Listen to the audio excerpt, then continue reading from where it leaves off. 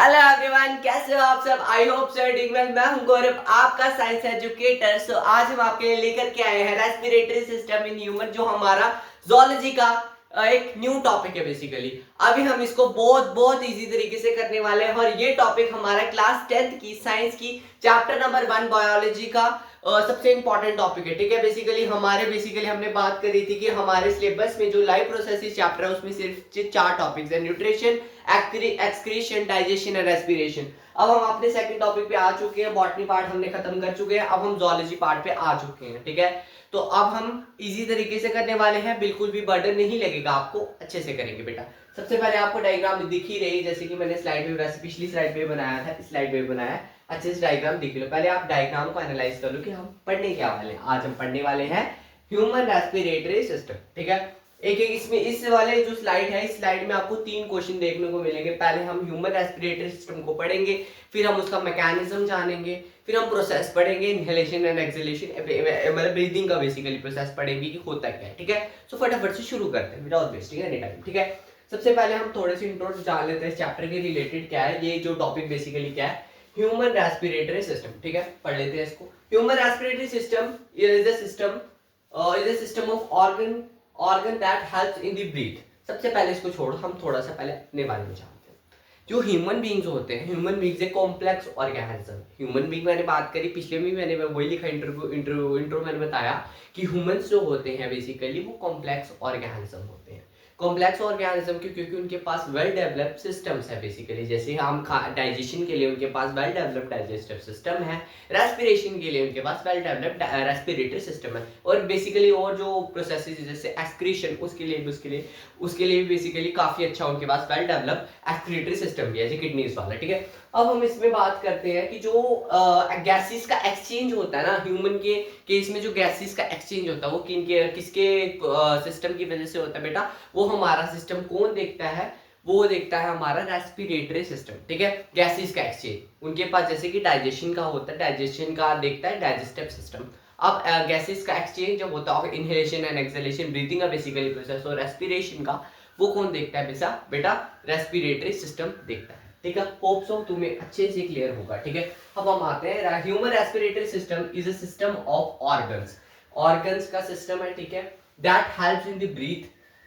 किसके लिए हेल्प करते हैं बेटा, देख लो एक बार, ब्रीदिंग में हेल्प करता है। ब्रीदिंग मतलब सांस ली सांस छोड़ी, मतलब कि inhalation and exhalation of gases. Inhale की मैंने ऑक्सीजन और मैंने छोड़ी क्या बेसिकली कार्बन डाइऑक्साइड। ठीक है, वो चीज it take place that is taking oxygen and remove carbon dioxide. जैसे मैंने बताया, इनहेल करना लेना मतलब कि ऑक्सीजन, एंड एक्सहेल जो करना वो क्या है, कार्बन डाइऑक्साइड। क्लियर हुआ यहाँ तक? Hope so. जल्दी जल्दी कमेंट में लिखो बेटा, क्लियर है क्लियर है क्लियर है। चलते आगे। अब हम थोड़ी डायग्राम डिस्कस कर लेते हैं कि डायग्राम में है क्या बेसिकली। ठीक है, तो ये जो हमारा जो पैसेज तुम्हें दिख रहा है, ये जो उसको बोलते हैं नोसल पैसेज, जिसमें कि हमारे जो एंटरिंग होती है गैसेस की। बेसिकली मैं आपको बता दूं कि जो हमारा डाइजेशन की जो पाइप होती है, जैसे हमारी ये वाला पार्ट, जैसे माउथ है हमारा बेसिकली, यहाँ पे आपको देखो, सपोज करो मैंने एक पाइप बनाई है जो मतलब माउथ का काम करे, मतलब माउथ है बेसिकली, और ये हमारा नोसल पैसेज है। अब माउथ है, नोसल पैसेज जो है अलग अलग है, बट जहां पे वो मिलेंगे वो एक ही जगह है, मतलब कि ये वाला पार्ट सेम है।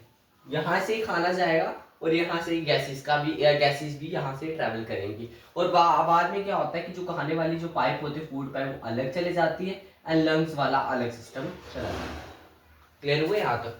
चलते हैं हम आगे। ठीक है, तो नोसल पैसेज, और ये वाला पार्ट जो होता है इसको बोलते हैं फेरिंक्स। ये वाला पार्ट जो मतलब बेसिकली यहाँ पे आपको दिख रहा है, माउथ से सीधा एंटरिंग करते हैं, यहाँ पे होता है हमारा फेरिंक्स, जिसको हम क्या बोलते हैं, थायराइड भी बोलते हैं बेटा। ये वाला पार्ट जो होता है इसको हम बोलते हैं थायराइड, जिसको हम फेरिंक्स भी बोलते हैं।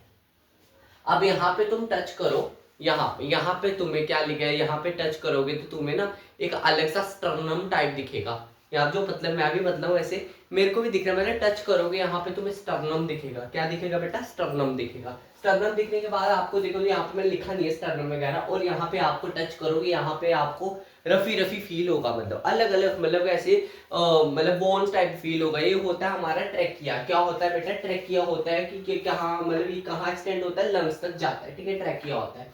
और ठीक है, और ये यहाँ पे आपको छोटी छोटी जैसे कि ब्रोंक्यूल्स दिखाई दे रही है, जो छोटी छोटी पाइप लाइक स्ट्रक्चर है, इसको हम क्या बोलते हैं बेटा, ब्रोंक्यूल्स बोलते हैं। अब जो हमारी प्राइमरी सेकेंडरी जैसे कि एक ब्रोंक्यूल मेन वाली आ गई, और उसके आगे जो एक्सटेंड होकर जो तीन बन रही है, जो छोटी छोटी बन रही है, इसको प्राइमरी सेकेंडरी ब्रोंक्यूल्स बोलते हैं, ब्रोंक्यूल्स, ठीक है, छोटी छोटी बोलते हैं, ठीक है। अब ये जो हमारा इलास्टिसिटी वाला ऑर्गन, जो बेसिकली हमारा मेन ऑर्गन है, जो रेस्पिरेशन सिस्टम का मेन ऑर्गन है, ब्रीथिंग ऑर्गन, जिसको हम क्या बोलते हैं, लंग, दिख ही रहा है आपको, स्ट्रेचेबल ऑर्गन होता है।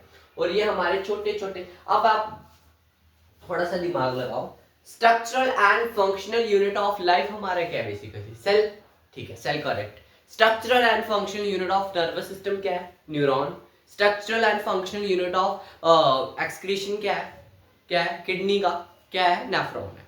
अब वैसे ही हमारा structural and functional unit of respiratory system का क्या है, बेसिकली एल्वेलाई, क्या है बेटा, एल्वेलाई। आगे हम एल्वेलाई के बारे में जानेंगे कि एल्वेलाई होता है क्या, बेसिकली यहाँ तक की जानकारी रखो। और एक है हमारा एक ऑर्गन टाइप स्ट्रक्चर, जिसको हम क्या बोलते हैं, और बेसिकली ऑर्गन ही है, इसको हम बोलते हैं डायाफ्रेगम, क्या बोलते हैं बेटा, डायाफ्रेगम बोलते हैं।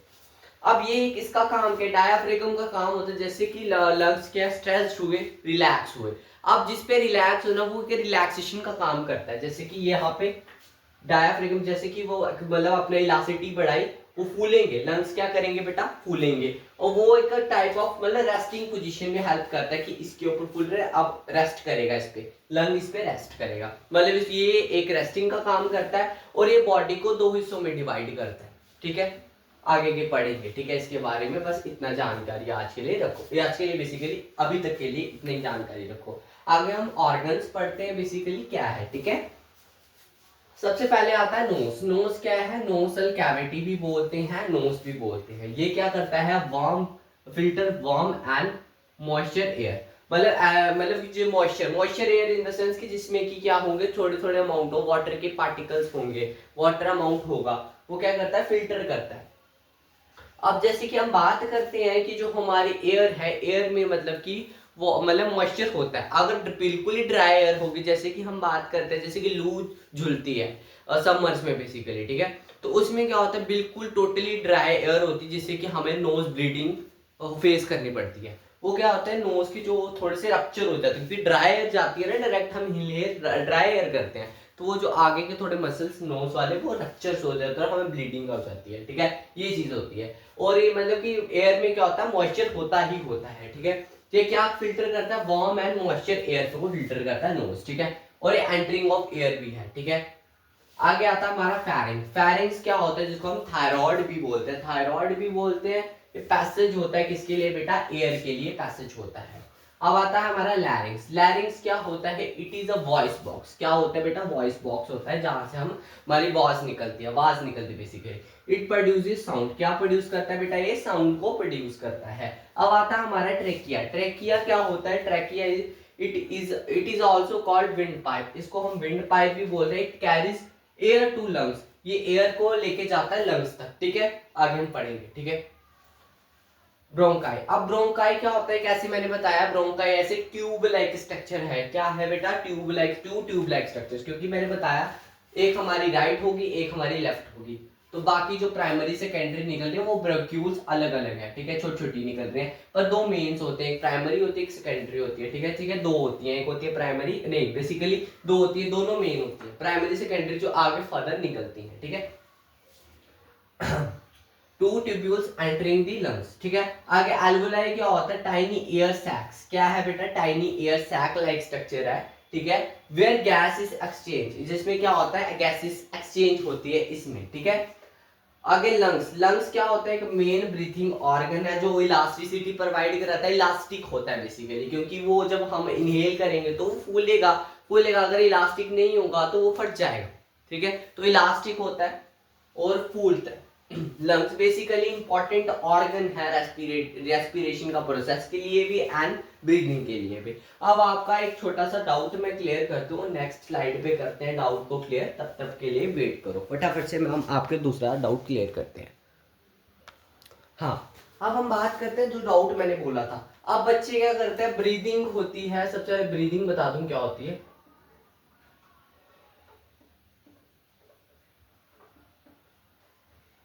ब्रीदिंग एंड रेस्पिरेशन अलग अलग चीजें हैं। ब्रीदिंग होती है inhalation and exhalation of gases, ठीक है, ये होती है। और रेस्पिरेशन होता है break down of food to form energy, ठीक है, ये होती है रेस्पिरेशन। दोनों में फर्क होता है बेटा। इनहेलेशन एंड एक्सहेलेशन वो अलग आ गया प्रोसेस ब्रीदिंग का, और रेस्पिरेशन का प्रोसेस होता है कि जिसमें कि क्या होता है break down of food to form energy, ठीक है, लिख देते हैं यहाँ पे।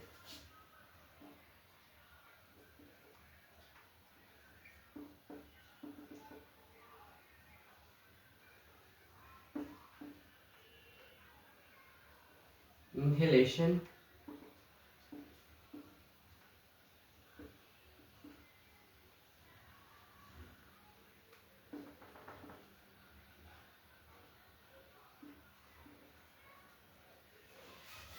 Inhalation and exhalation of gases, ठीक है, ब्रीदिंग आता है। और रेस्पिरेशन क्या होता है?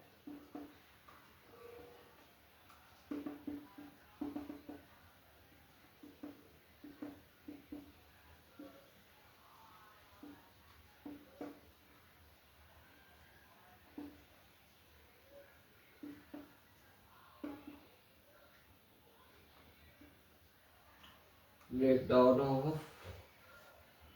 food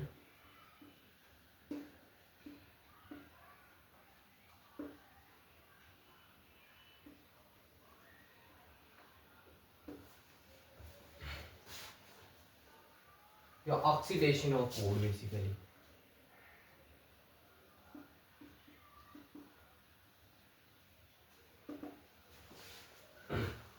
ठीक है, अब हम आते हैं दोनों को एक बार डिस्कस कर लेते हैं। ब्रीथिंग क्या होती है बेटा? ब्रीथिंग क्या होती है हमारी? एक ऐसा प्रोसेस जिसमें कि क्या होता है inhalation of gases and exhalation भी ऑफ गैसेस। जैसे कि इनहेल हम बेसिकली, जैसे फॉर एग्जांपल हमने गैस को इनहेल करा, मतलब कि ऑक्सीजन को लिया, ठीक है, वो लंग्स तक पहुंची, आगे एल्वोलाई ने क्या करा, एल्वोलाई के बारे में अभी हम पढ़ेंगे, ठीक है। और हम क्या निकाल, क्या मतलब एक्सटेंडेड रिजल्ट में क्या देते हैं, हम कार्बन डाइऑक्साइड को छोड़ते हैं। याद रखना एक चीज, ब्रीथिंग में यही होता है कि ऑक्सीजन को लेना, इनटेक करना, एंड एक्सहेल कर, मतलब एक्सहेल क्या करना, निकालना क्या बेटा, वो कार्बन डाइऑक्साइड, ठीक है। तो अब आता है रेस्पिरेशन पे। रेस्पिरेशन क्या होता है? एक ऐसा प्रोसेस होता है जिसमें कि क्या होती है, ऑक्सीडेशन किसकी होती है बेटा? फूड की ऑक्सीडेशन होती है। फूड की ऑक्सीडेशन किसमें होती है? टू फॉर्म एनर्जी, ठीक है। अब हम एल्वोलाई को कॉन्सेप्ट में थोड़ा सा दे सकते हैं, ठीक है, जितना तुम्हारे सिलेबस में देखो ध्यान से।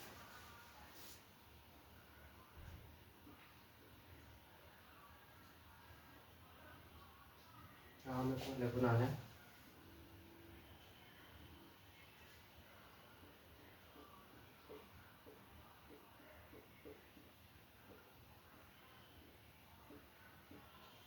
ठीक है, यहाँ तक ऐसे मैंने रफली डायग्राम बनाई है, ठीक है। यहाँ से हमने ऑक्सीजन को लिया, ऑक्सीजन को इनटेक करा, इनहेल करा बेसिकली। इनहेल करने के बाद क्या हुआ बेटा, ये यहाँ से के थ्रू एल्वोलाई तक ऑक्सीजन पहुंची। एल्वोलाई की जब ऑक्सीजन पहले मतलब बेसिकली लंग भी मतलब होंगे, फूलेंगे, एक्सटेंड होंगे, ठीक है। तो बेसिकली देखो मेरी बात सुनो, अब यहाँ से ऑक्सीजन गई लंग्स तक, लंग्स तक गई, लंग्स में थे एल्वोलाई, छोटे छोटे टाइनी सेल्स लाइक स्ट्रक्चर जो हमारे एल्वोलाई है, एल्वोलाई थे। एल्वोलाई बिल्कुल छोटा साइज है, सैक लाइक स्ट्रक्चर है। एल्वोलाई के ऊपर है bunch of nerves. Bunch of क्या है बेटा? ब्लड वेसल्स, नर्व्स बेसिकली, ठीक है। आप देखो एल्वोलाई का स्ट्रक्चर यहाँ पे बना रहा हूँ, यहाँ पे एल्वोलाई है, यहाँ पे इसके ऊपर क्या है, bunch of nerves and blood vessels, ठीक है। अब यहाँ से ऑक्सीजन गई और ये ब्लड में जाएगी। कहाँ जाएगी बेटा? ब्लड में जाएगी, याद रखना। यहाँ से जब एल्वोलाई थी, यहाँ से मैं कलर चेंज करता हूँ, ये एल्वोलाई था, इस पे है हमारा basically bunch of nerves. Nerves था, नर्व्स के थ्रू ऑक्सीजन किस में जाएगी? ब्लड में जाएगी, ब्लड में जाएगी, ब्लड के थ्रू वो किस में जाएगी? सेल में जाएगी। सेल में जब ब्लड मतलब सेल में जब ऑक्सीजन जाएगी, सेल में क्या है, सेल का जो मेन ऑर्गन जो हमारा है, हमारे केस में होता है माइटोकॉन्ड्रिया। वो क्या करेगा? ऑक्सीजन को लेगा और एनर्जी बनाएगा। क्या बनाएगा बेसिकली बेटा? एनर्जी बनाएगा, एनर्जी बनाएगा। और वो हमारा रेस्पिरेशन का प्रोसेस चलेगा कि एनर्जी बनाएगा। जब एनर्जी बनाएगा तो वो पूरी बॉडी में सर्कुलेट होगी एनर्जी, ठीक है। तो ये चीज थी हमारे एल्वोलाई को कॉन्सेप्ट। फिर से रिपीट करते हैं, कोई ऐसी बात नहीं, फिर से रिपीट करते हैं। हाँ, अब हमारी ऑक्सीजन गई सीधा किसमें गई, हमारे पास लंग्स में गई। लंग्स में थे एल्वोलाई, एल्वोलाई ने क्या करा, ऑक्सीजन को लिया। ऑक्सीजन को, एल्वोलाई जो थे वो क्या थे, एक बंच ऑफ नर्व्स के साथ अटैच थे। नर्व्स के थ्रू ऑक्सीजन ब्लड में गई। ब्लड में जाने के बाद क्या हुआ बेटा, वो ब्लड में जाने के बाद वो ऑक्सीजन सी सेल के पास पहुंची। सेल के अंदर क्या होता है बेटा, हमारा मेन ऑर्गन जो मतलब कि ये एटीपी सिंथेसाइज करता है वो क्या है हमारा, बेसिकली क्या है, माइटोकॉन्ड्रिया। माइटोकॉन्ड्रिया के बाद जब ऑक्सीजन गई तो क्या हुआ, उसने एनर्जी बनाई। Energy in form of ATP हमने पढ़ा है। एनर्जी उसने एटीपी की फॉर्म में बनाई। एटीपी की फॉर्म में बनाने के बाद पूरी बॉडी में एनर्जी, वही एनर्जी क्या हुई बेटा, सर्कुलेट हुई। होप सो तुम्हें यहाँ तक क्लियर होगा। ठीक है बेटा, डन है। आगे चलते हैं आगे। आगे हमारा टॉपिक है कि कैसे कैसे हमारा ब्रीदिंग का प्रोसेस चलता है। फिर से रिपीट करते हैं, ब्रीदिंग हमारा होता है inhalation and exhalation of gases, and aspiration हमारा होता है oxidation of food to form energy बनाने के लिए। जैसे कि मैंने बता ही दिया रेस्पिरेशन का कैसे प्रोसेस चलता है हमारी ह्यूमन बॉडी में। ठीक है, होप से तुम्हें अच्छे से क्लियर होगा बेटा। फिर से चलते हैं आगे अगली वाली स्लाइड पे। अब हम पढ़ने वाले हैं प्रोसेस ऑफ ब्रीदिंग। बेसिकली कैसे जो होता है ब्रीदिंग का प्रोसेस वो करेंगे अब हम। ठीक है, तो सबसे पहला हमारा पॉइंट है हमारा इनहेलेशन। इनहेलेशन क्या होता है, ब्रीदिंग में। ठीक है, इसमें एयर एंटर होती है थ्रू किससे, नोज से। एयर एंटर किससे होती है, नोज से होती है। लंग्स क्या करते हैं, एक्सपैंड होते हैं, लंग्स फूलते हैं। Oxygen reaches to the alveoli, oxygen किसको मिलती है, एल्वेलाई को मिलती है। फिर आगे हमारा रेस्पिरेशन का प्रोसेस चल रहा है, ये मैं बता चुका हूँ। ठीक है, ये मैंने क्लियर कर दिया। ठीक है, गैसेस एक्सचेंज, अगला पॉइंट हमारा है गैसेस एक्सचेंज।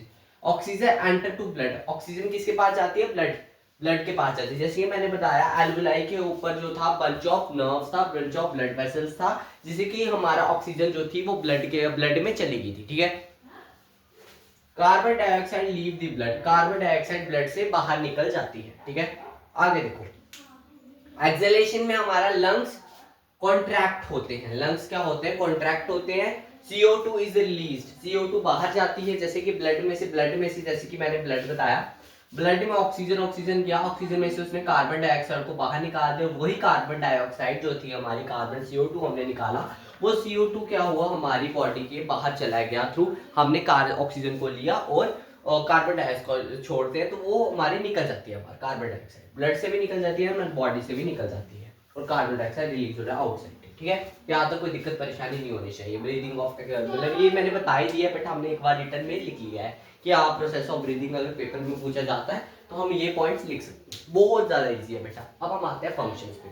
फंक्शन हमारा है सबसे पहला, supply oxygen to the blood. सबसे पहला ये है कि ये जो मतलब रेस्पिरेशन के प्रोसेस में क्या होता है कि सप्लाई ऑक्सीजन जाती है किसमें, बॉडी और ब्लड में भी जाती है। Supply oxygen to the blood and also blood भी ऐड कर सकते हो, oxygen to the blood and cells, body cells. ठीक है, remove carbon dioxide, carbon dioxide को हम क्या करते हैं बेटा, निकालते हैं। ठीक है, help us in the speaking में हेल्प करते हैं। बेसिकली हमारा जो वॉइस बॉक्स होता है वो, हमारी आवाज, ऑक्सीजन जाएगी, हमारी एनर्जी बनेगी, तभी हम बोल सकते हैं। ठीक है, maintain body pH and balance, maintain करता है किसको, पीएच को मेंटेन करता है कि न्यूट्रल है एसिडिक है, वो चीज मेंटेन करता है बेसिकली। ठीक है, होप से तुम्हें यहाँ तक अच्छे से क्लियर होगा। आगे हम आते हैं नेक्स्ट क्वेश्चन पे, जो हमारे मैकेनिज्म है उसको पढ़ेंगे अच्छे से। सो नेक्स्ट की स्लाइड के लिए वेट करो।